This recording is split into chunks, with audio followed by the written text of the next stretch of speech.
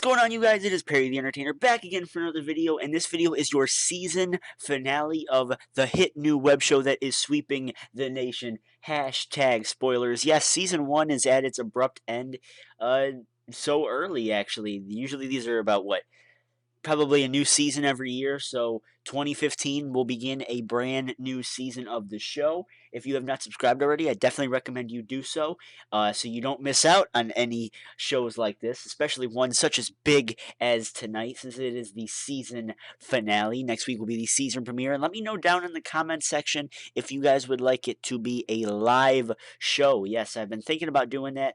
I got my XSplit right up here if you guys can see that, and yeah, I could probably just try and hook some things up, get some things going, and we could have a live episode of Hashtag Spoilers next week. It is 9:30 on Tuesday night, December the 30th. It is a couple hours before New Year's Eve, so I'm sure you guys are getting your chips, your dip, your little, smoked weenies or whatever you guys eat on New Year's Eve, and well, I'm sure 70% of you guys go out and party anyway, so um just enjoy it, you guys. Enjoy it, because 2015 only comes once. So, live it up. Live it up while you got it. Anyway, let us begin the season finale of Hashtag Spoilers. Let's look at this. By the way, I'm sure you guys saw this. This probably caught your eye.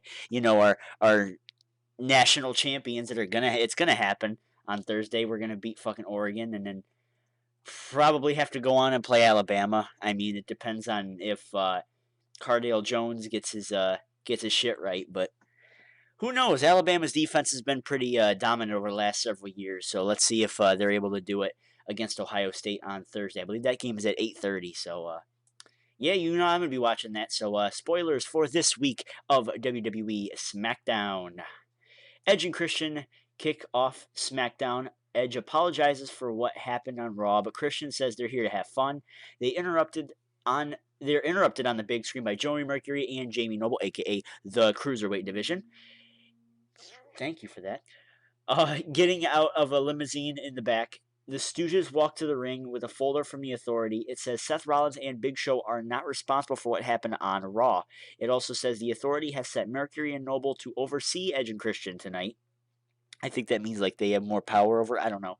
Edge announces Ryback versus Big Show and Rusev versus Roman Reigns. Like I said in my Raw review, which you guys can check out down in the description box below if you haven't seen it already.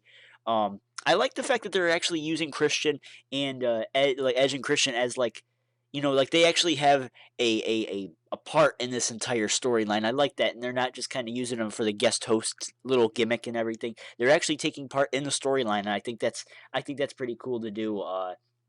Because the whole Santino and Larry the Cable Guy thing, that was fun while it lasted, but now I think we're starting to we're starting to get down to that road to WrestleMania time, and that's when every minute is crucial for WWE. It really depends on or it really focuses on whether or not you're going to be watching the show. If they use 20 minutes to set up the next pay-per-view rather than for the rest of the show. So you know what I mean? So I think Edge and Christian taking part in the grand scheme of thing, I guess you could say, is very promising, I think. And we got Ryback versus Big Show, Rusev versus Roman Reigns, so it's better than having them in a tag team match. And plus, it probably just wastes a little bit more time that they could be using trying to do something. I don't know. Bray Wyatt defeated Eric Rowan. Ooh, interesting. In a solid opening match, Wyatt won with a sister Abigail. Like I said, it is very interesting to see these two kind of go at it, considering that they've been in a faction for the longest time. So, yeah, that's that. Bray Wyatt cuts a promo after the match and said Dean Ambrose will pay the ultimate price in Monday's ambulance match. So, more build up for this ambulance match. I don't know if they said that this is going to be like the final chapter or anything like that, although I'm sure WWE is going to try and live it up as much as they can, because it is pretty much filler for these two guys at this point.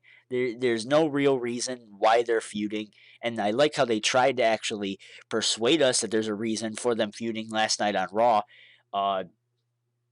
Because they played that 2-3 minute video package trying to convince us that there's a reason why, but there really isn't, other than Bray Wyatt's usual thing. Hey, you're part of the system, and I want to take the machine down, and And you know what? And if that means I have to take down the machine, I'm going to take you down with it. So that's his entire thing. That's his entire, reason for feuding with everybody. It's the reason he feuded with Daniel Bryan, John Cena, uh, Chris Jericho, Kane, all sorts of those guys. So at this point, I really don't know what the future has in store for Bray Wyatt and Dean. Well, for Bray Wyatt, apparently it's a match with the Undertaker. That's what I'm hearing.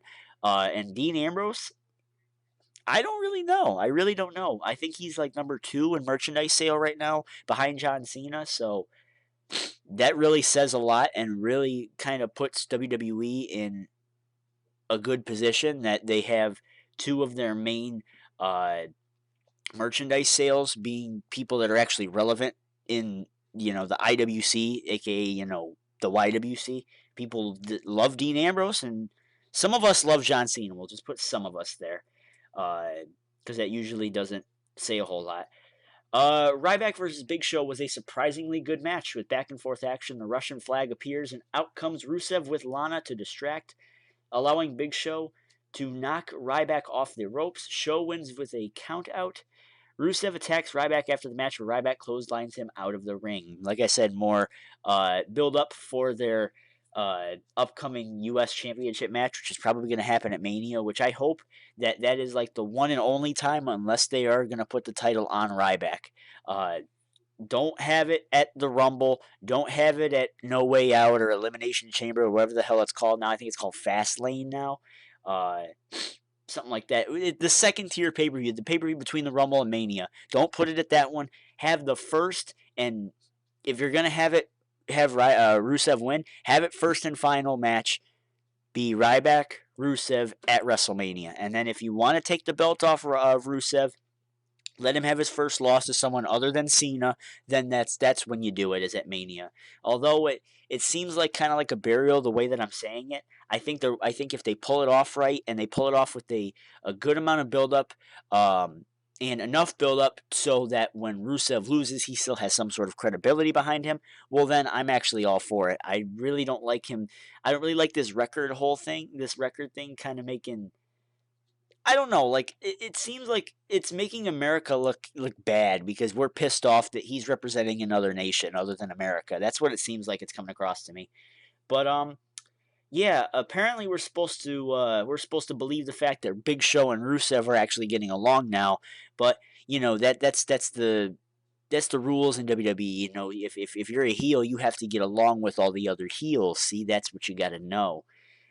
See, it's hard to understand, but doesn't matter how long you've been feuding for. But see, Mark Henry had the same problem going in the Survivor Series because you see, you know, him and Rusev had a little thing going on, but now he's a heel, and now Rusev's a heel too, so they're supposed to get along now. That's the thing down there. Tyson Kidd and Cesaro used a new double team move off the ropes to defeat the Matadors. The crowd was dead for most of the match. Well, it really doesn't help that Tyson Kidd and Cesaro really don't have much of a personality. Cesaro's trying to develop one, which I completely am all for. Tyson Kidd, I really don't know. Other than the IWC, he really doesn't stand out. He's just kind of that guy that's behind Natalia. I'm not trying to diss him at all, but it's just, I don't know. Like the shit in NXT was even like okay. I kind of went with it, but Tyson does more of his stuff in the ring, is what I'm saying. He's not one to have a personality, and maybe putting 2 guys with absolutely no personality in a tag team, that's supposed to get you over. Ryback. Dean Ambrose gets a big pop and comes out to face Curtis Axel. Damn, I'm good at this. Hey, only on the season finale of hashtag spoilers, huh? Ambrose attacks before the bell hits and the match doesn't begin. Ambrose hits Dirty Deeds. Is that the headlock driver or is that the DDT now? I'm still kind of confused on that. On Axel and cuts a promo on Bray Wyatt. Ambrose walks towards an ambulance, but it drives off. Like I said, more build up to the ambulance match, and it would make a lot more sense if this was the final chapter in the match, like I said earlier. But the fact that they're probably just going to drag it on until the Rumble, I guess it's okay. It's the same thing with Big Show and Roman Reigns. They're just kind of building it up so that Ryback Roman Reigns has something to do for the Rumble before he wins it, or Daniel Bryan wins it, or whoever the fuck wins it. Uh, they have something to do going into it because I'm sure WWE has some sort of plan for Dean Ambrose after the Rumble. And it's gonna kind of make me think because I don't really know if WWE knows what they're doing with Seth Rollins at this point. Seth Rollins is the number one heel in WWE. I mean that's even saying he's probably a better heel right now than Brock Lesnar. I think.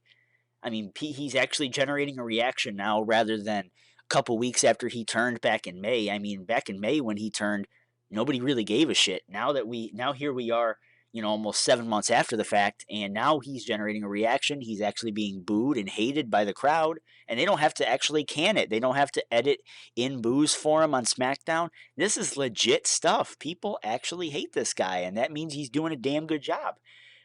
So like I said, that's that. Seems like that's the slogan of this show. Hashtag spoilers. That's that. Oh god, that sounds retarded. The Ascension squashed two local wrestlers.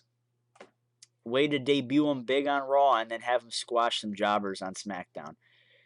The Usos and R-Truth defeat Stardust, Goldust, and Adam Rose. So WWE's pretty much dead on Stardust and Goldust. At this point, why don't you just split them up? I mean, you brought up the Ascension, who apparently, I guess they're baby faces now. Be better if they came up as heels and then break up Stardust and Goldust, have Stardust go back to Cody Rhodes and have him go back to being the cocky Cody Rhodes. Turn Goldust into a good guy and then have Cody and Goldust fight it out at the paper at Mania or something like that. It's something that they wanted to do at SummerSlam, and I guess that didn't happen. So I'd be more for it. Let me know what you guys think. Would you guys be up for Cody Rhodes versus Goldust at WrestleMania 31? Personally, I think it'd be pretty damn good. Backstage segment with Edge and Christian drawing on pictures of Stephanie McMahon. See, I said it on my Raw review. I like the fact that Edge and Christian are really best friends in backstage and everything, and it doesn't seem like it's forced that these two have to like each other. They actually do. They're good friends backstage. So I don't really. And I would probably laugh at this and go, "Wow, this is stupid. Why is WWE wasting time with this?" It's just pretty much establishing the point that the Authority are douchebags at this point. I mean, what more is there to say? Roman Reigns versus Rusev, the main event, ended when Big Show came to the ring and Reigns hits a Superman punch. Cock that fist. The match ends in a DQ as Reigns and Show brawl at ringside. Show goes for a spear, but Reigns moves and Show flies over the announce table. Reigns turns the announce table over on Big Show, so it's the opposite of what happened on Raw. To end SmackDown. At this point, this is going to be the first episode of 2015, but this is your last hashtag spoilers of 2014. Yes, I know how much you guys love the show. I love how much you guys support the show, and keep showing that support going into season 2, please. And that's going to do it for this week in SmackDown. Let me know what you guys think about that. And we have reached the end of season 1. If you guys made it this far, I commend you. And here's to 52 more episode of hashtag spoilers. And let's make this show the best spoiler show. I think we are the only spoiler show on YouTube. Maybe, maybe not. But hey, maybe in 2015 we actually might take hashtag spoilers somewhere else. We won't talk about just wrestling. We could talk about other TV shows. I don't know. What do you guys want to see from this? I love doing this for you guys. And, you know, a new episode is going to come out every Tuesday night or Wednesday, Tuesday, somewhere in between that gap. I don't have an exact time slot set because I usually do these when the spoilers are set on SmackDown, so it usually is around Tuesday night, hence why I'm doing this at 9:45. And yeah, that's going to do it for us today, guys. I hope you guys enjoyed. Leave your thoughts and everything down in the comment section below. I am out. Until next time, which will be in 2015. I am out for the final time in 2014. Till next time, this is Perry the Entertainer, signing out. Peace. I hope you guys enjoyed and have a wonderful holiday season and a happy 2015.